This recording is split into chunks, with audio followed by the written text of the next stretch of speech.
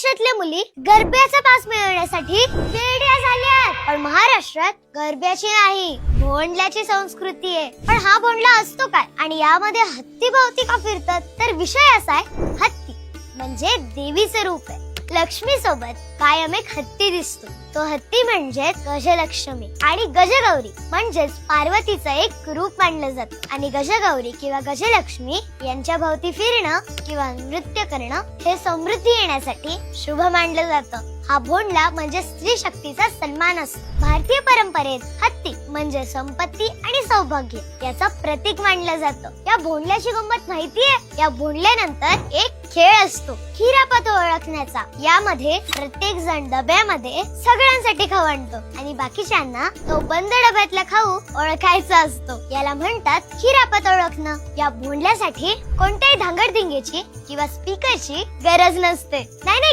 गरबा खेळणं चुकीचं नाहीये, पण त्या नादात आपला भोंडला विसरू नका हे सांगण्याचा आमचा एक छोटासा प्रयत्न आहे. बोला अंबाबाईचा उदय उदय. शार्पनर.